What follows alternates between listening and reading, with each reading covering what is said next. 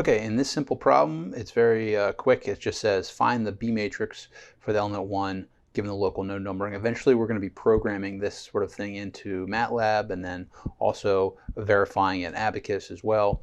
To start that, we can just write B1. Remember, each element is going to have its own B matrix, okay, because it has depends on the coordinates.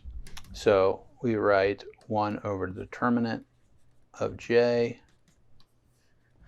and y2, 3, so we just would subtract these values, okay, y1, 2,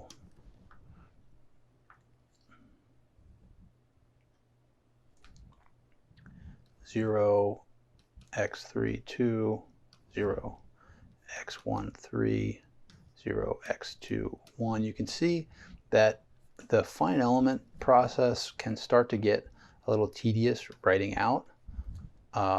So, we're getting to the point, especially with, quads that we're going to hit up soon, quad elements, we stop writing so much and just write shorthand sort of B matrix and we show it. But this is what we need to do right now. The determinant, you remember, that's going to be x1, 3, y2, 3 minus x2, 3, y1, 3. So then if we go ahead and solve or substitute this in, I've made it really easy because we have ones and ones, right? So we have 1, 0 minus 0, and we have 1 minus 1. Then we're going to have a minus sign and a 1 minus 0 and a 0 minus 1. Okay, that's our determinant. And then we just substitute these values in. 1 minus 1.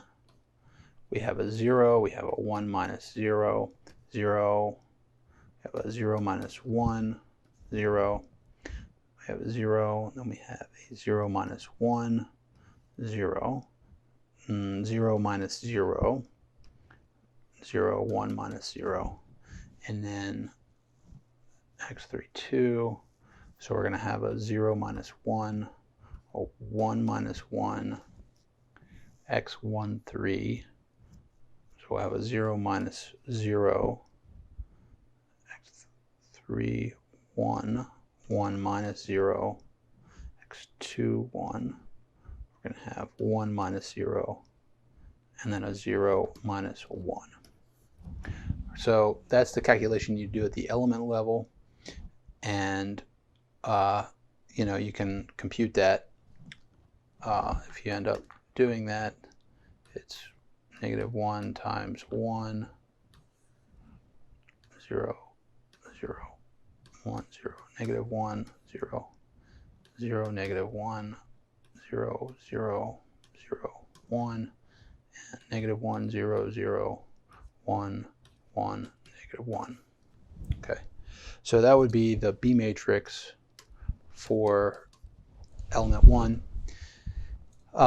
And so you can start to see it's pretty longhand, and it's very easy though, because once you have coordinates stored, you can loop through these elements and compute that really quick. The form stays the same, so you could compute the B matrix for, let's say, 1,000,000 elements very quickly, just knowing the coordinates and looping through and knowing the connectivity.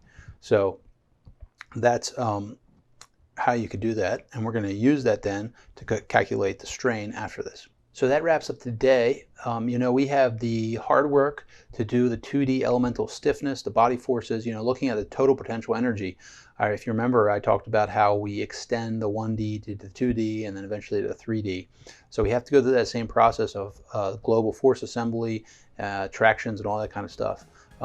And it's hard work because we now expanded, so it's a lot more bookkeeping, but at the same time it reiterates the principles we learned before. So we'll get into that next time.